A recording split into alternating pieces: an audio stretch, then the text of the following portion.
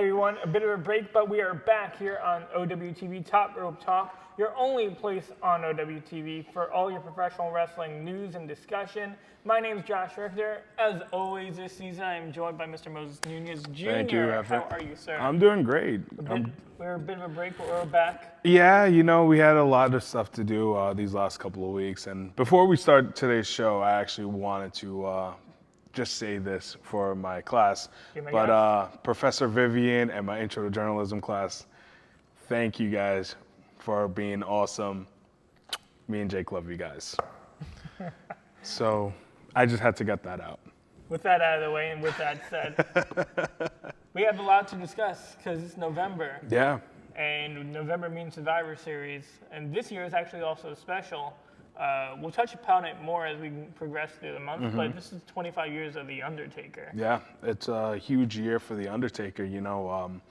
Being in such a being in an industry where you're not guaranteed tomorrow. I mean, granted, every industry is like that, but the shelf life of a wrestler is only about 10 to 20 years. Give or take. Yeah, unless you're Ric Flair and you're just God.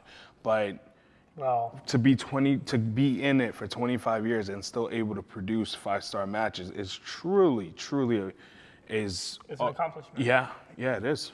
So I guess we'll kick off right now, segment of 3 count. So 1, 2, 3. So this week's first count, this past Monday on Raw, there was a Survivor Series 5-on-5 main event elimination match, which I actually loved because it's getting everyone back in the groove of Survivor Series matches. Having the New Day in that match was great. I thought they went out a little bit early, but oh well. Well, I mean, the thing is, back in the 80s, doing Survivor Series, you were introduced to that gimmicky, joking, gimmicks that were in the Survivor Series matches, like the Gobbledygooker was, he was first introduced during Survivor Series. So Survivor Series has this kind of wackiness to it in a way. So to have the New Day just flirting with that style of match is pretty cool. Even though they were eliminated early, I still think it's cool because they have that goofiness that brings Survivor Series, the actual Survivor Series. The idea of New Day in those 5-on-5 matches because, well, one, it basically fills out a whole team anyway. Yeah. But two, it allows all 3 of the men to show off something. True. They all are athletic in their own right.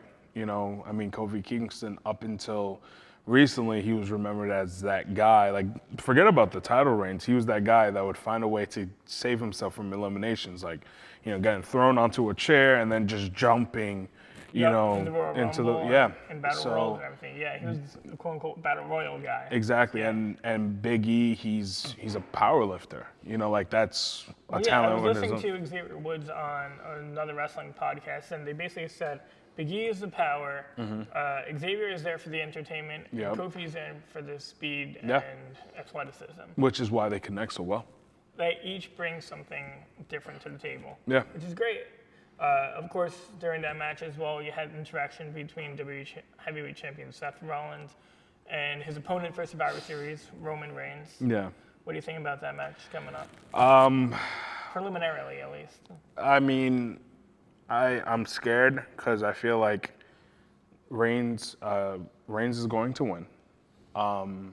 And I mean, Sheamus is probably going to cash in. So it's kind of like they're flirting with that push still. Right. So like it's kind of like might actually pull the trigger. Yeah, because like he's had it since Mania, so it's a lengthy run. It's been a really lengthy run. If they're gonna use someone to break CM Punk's streak, it's gonna be someone that got the tap on their shoulder. Right. Like Roman Reigns. I easily see either Seth or Roman beating that reign no matter what. Yeah. But either way, that we'll get to. What do you have for the second count? All right, well, for my second count, and brought him in as a, it was like a little foreshadowing, but Ric Flair is actually going to be covered on for 30 for 30. What is that for those that don't know? For those that don't know what 30 for 30 is, it's a ESPN documentary series that they do different topics, and it's about an hour long. And originally it started because it was 30 topics for 30 days, symbolizing 30 years of ESPN.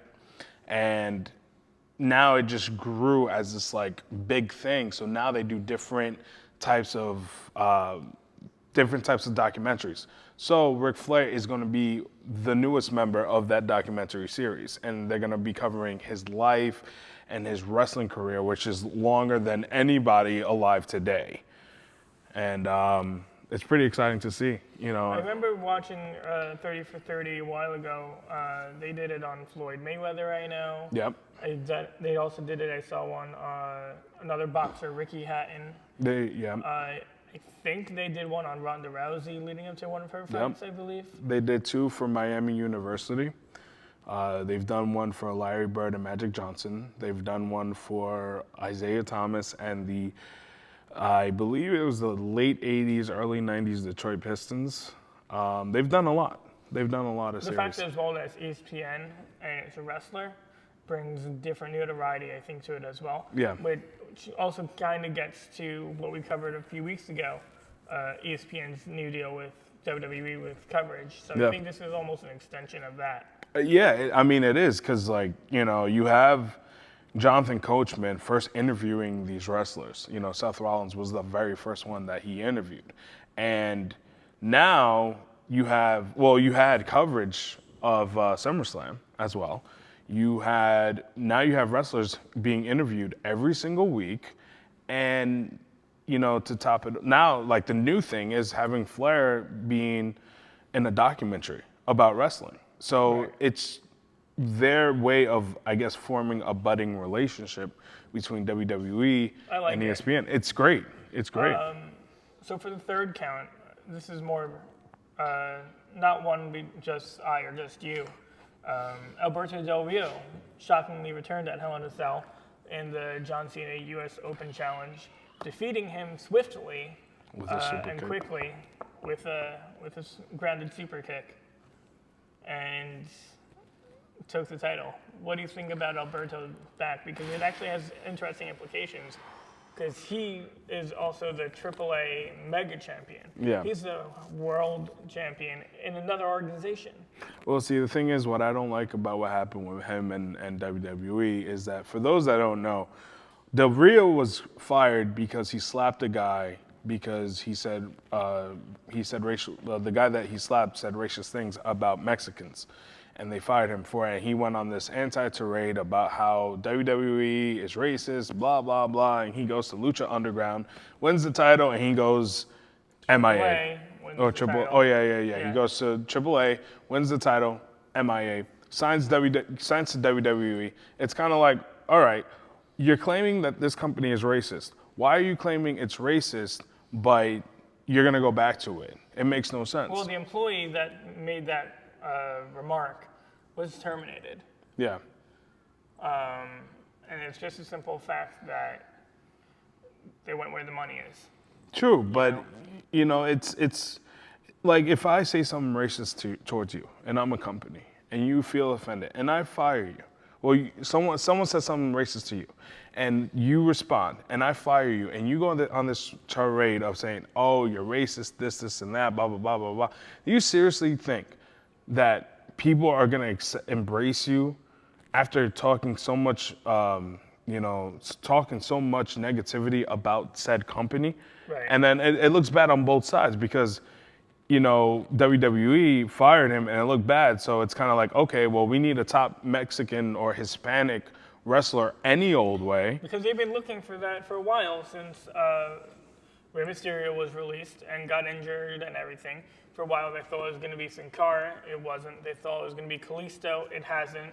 Well, you know, they put them in these stupid gimmicky matches that, you know, and I don't mean to be on top of this topic for too long, but, you know, it's just ridiculous. Like, you know, you expect to have these people in certain matches, and all of a sudden, you know, you expect them to do good. Like, you put Los Matadores, they're extremely talented, like Epico and Primo. They're extremely talented, but you're putting them in a stereotype of, okay, Mexicans are automatically matadores. So how are you going to expect them to flourish? Interesting that you bring them up because they're actually being, that gimmick I believe is being dropped. They've been taken off television because WWE wants to change their gimmick.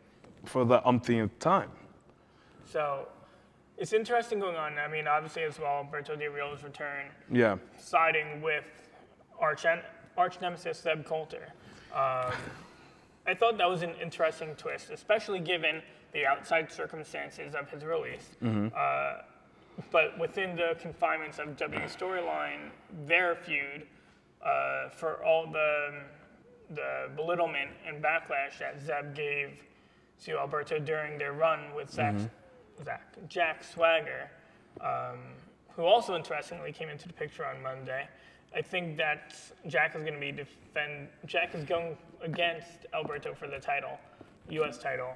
But either way, we have a while to get to Survivor Series. That's at the end of the month. We'll be sure to talk more about that in the coming weeks. Either way, my name is Josh Richter. As always, Mr. Moses Nunez Jr. Be sure to check out our other OWTV programming, like our other show, Center Stage, your only place on OWTV, for all your favorite talents featured at Old Westbury. And of course, you're on Top Rope Talk, your only place on OWTV for all your favorite professional wrestling news and discussion. My name is Joshua Richter. We'll see you next time.